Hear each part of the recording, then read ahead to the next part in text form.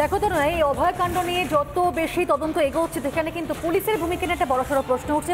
मेरा सफेद तुरंत खुले, भरपूर झाग दे और इसकी स्मार्ट साइंस दे स्मार्ट केयर और फ्रेशनेस। मेरी चॉइस मेरा सफेद। আদালতে তেমনটা কিন্তু দাবি করছেন সিবিআইয়ের আধিকারিকরা। সেক্ষেত্রে অভয়ের খুন এবং ধর্ষণে প্রাতিষ্ঠানিকভাবে প্রমাণ লোপাটের অভিযোগ সামনে আসছে, আর তদন্ত যত এগোচ্ছে সামনে আসছে একের পর এক নতুন নতুন তথ্য। এবং সব থেকে বড় বিষয় তোমার নিশ্চয়ই মনে থাকবে যে অভয়াকে যেভাবে তড়িঘড়ি তার দেহ সৎকার করা হলো, এবং এখানেও প্রশ্ন উঠছে তাহলে কি তথ্য প্রমাণ লোপাট করা হচ্ছে। শুধু এখানেই নয় পেও, আরও একটা বিষয় কিন্তু প্রত্যেককেই চিন্তার মধ্যে ফেলছে, তার কারণ জিডি। যে জিডিটা করা হয়েছিল সেই জিডিতে পর্যন্ত অসঙ্গতি রয়েছে, আর এর থেকেই মূলত মনে করা হচ্ছে যে তথ্য প্রমাণ লোপাট করবার জন্য কি এত তড়িঘড়ি করে সবটা করা হয়েছিল। আজ হয়তো সেই প্রশ্নের উত্তর পাওয়া গেলেও পাওয়া যেতে পারে।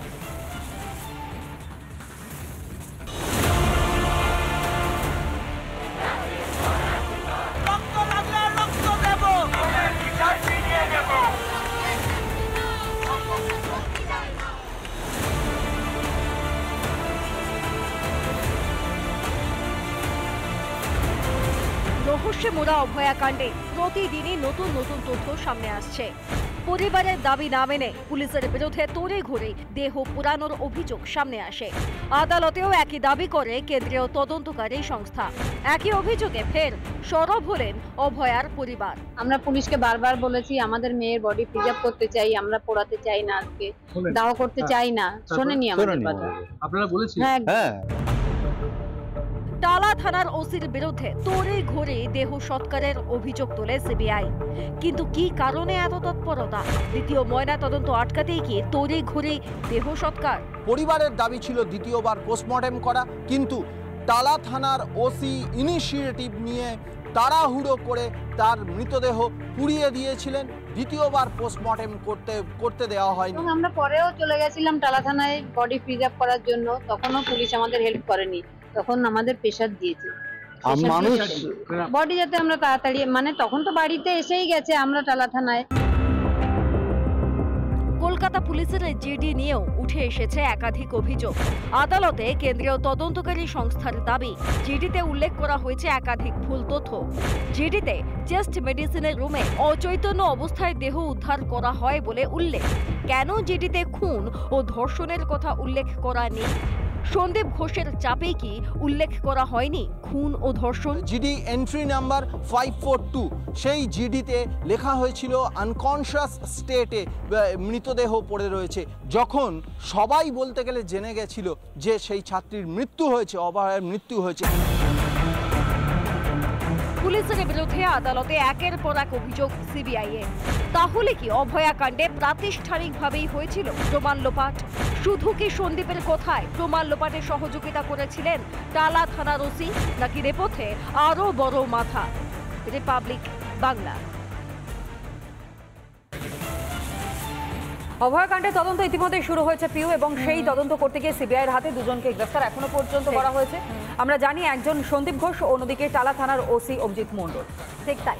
আর এবার তনয়া দেখো, এই দুজনকে কিন্তু মুখোমুখি বসে জিজ্ঞাসাবাদ করতে পারে সিবিআই আধিকারিকরা, অন্তত এমনটাই খবর পাওয়া যাচ্ছে। তথ্য প্রমাণ সংগ্রহে কেন করা হয়নি ভিডিওগ্রাফি, আর সন্দীপের কথা থেকে তথ্য প্রমাণ লোপাট করেছিল অভিজিৎ, সেই প্রশ্নের উত্তর খুঁজতে কিন্তু এবার এই দুজনের মুখোমুখি জেরা করার প্রয়োজন আছে বলে মনে করছেন আধিকারিকরা।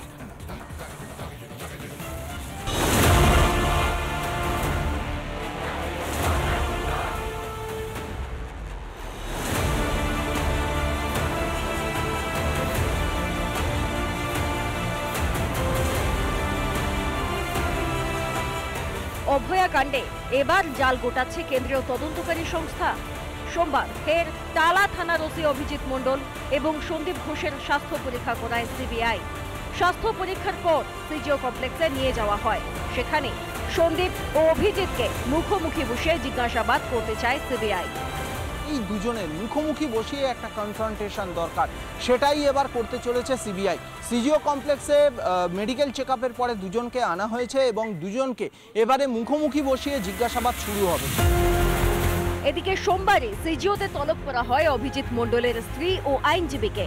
এদিন তাঁরাও সিজিও কমপ্লেক্সে হাজিরা দেন।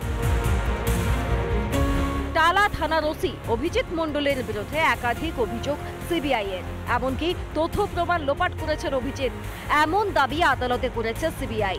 যদিও সমস্ত অভিযোগ ভিত্তিহীন বলে দাবি অভিজিতের আইনজীবীর। এনাদের তরফ থেকে ইনভেস্টিগেশন অনেক ফ্লজ রয়েছে, হ্যাঁ, এবং ওনার উপরে যেটুকুনি অ্যালিগেশন লাগানো হয়েছে ইটস টোটালি বেসড। শুধু জানতে চাইছি যে এফআইআর না করা বা এফআইআর ডিলে করার কোনো ইনস্ট্রাকশন বা কোথাও থেকে সেরকম কিছু উনি ওনার মতো করে একদমই না। এদিনই টালা থানার ওসির সার্ভে পার্কের বাড়িতে যান কলকাতা পুলিশের কর্তারা। ওসির পাশে থাকার বার্তা দিয়েছেন পুলিশ কর্তারা। রাত দিন ওখানে কাজ করেছেন, বেস্ট করেছে। লালবাজার আপনাকে কি জানাচ্ছে? পুরো ডিপার্টমেন্ট আপনার সঙ্গে আছে? পাশে আছেন। সিবিআই কি আপনার সঙ্গে কোনো কন্ট্যাক্ট করেছিল এখনো? ঘটনার দিন অপরাধ স্থলের করা হয়নি ভিডিওগ্রাফি, যা নিয়ে আদালতে ওসি অভিজিৎ মণ্ডলের কর্তব্যের গাফিলতির অভিযোগ করে সিবিআই। পুলিশের ভূমিকায় ফের প্রশ্ন তুললেন অভয়ার বাবা মাও। আমরা বারবার বলছি রক্ষকই ভক্ষক যেখানে, আমরা প্রথমে বিপদে পড়লে পুলিশের কাছে যাবো, গেছিলাম কিন্তু কোনো সমাধান পাইনি। এই জন্যই আমরা বাধ্য হয়ে হাইকোর্টে মামলা করে সিবিআই এর তদন্ত যত এগোচ্ছে ততই পেঁয়াজের খোসার মতো একের পর এক তথ্য সামনে আসছে। এখন প্রশ্ন উঠছে, শুধুই কি সন্দীপের কথায় তথ্য লোপাট করে অভিজিৎ, নাকি নেপথ্যে আরো বড় মাথা? রিপাবলিক বাংলা। ফের একবার অভয়ের নাম নেওয়া হলো শাসক নেতার মুখেই অভয়ের নাম, এবং সভা থেকে অভয়ের নাম নিলেন বিতর্কে মহিলা তৃণমূল কংগ্রেসের সভানেত্রী সাগরিকা সরকার। একই সঙ্গে বাম বিজেপিকে কিন্তু আক্রমণ করতে গিয়ে নিলেন অভয়ের নাম। তনয়া, যে খবর আমরা দেখাচ্ছি এই মুহূর্তে, মঞ্চ থেকে নেমেও তৃণমূল নেত্রীর মুখে অভয়ের নাম, পাশাপাশি বিরোধীদের হুমকি সাগরিকা সরকারে।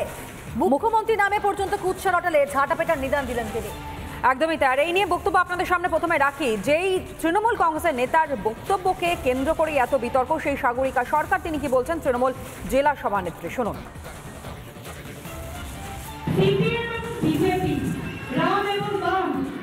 যেভাবে পথে নেমেছে, আমি আপনাদেরকে বলবো, কিছুদিন আগে আপনারা দেখেছেন যে যেভাবে কিছু মহিলারা বিরোধীরা চক্রান্ত করে রাত্রিবেলা উই ওয়ান্ট জাস্টিস করে যে মেয়েদেরকে রাস্তায় নামিয়েছে, ভুল বুঝিয়ে মেয়েদেরকে নামিয়েছে। আমি আপনাদেরকে বলছি, সিপিএম বিজেপিকে আপনারা বয়কট করবেন। সিপিএম বিজেপির কেউ যদি কোনোভাবে আপনাদেরকে চক্রান্তে ফেলার চেষ্টা করে, আপনারা কিন্তু সেই চক্রান্তে পা দিবেন না।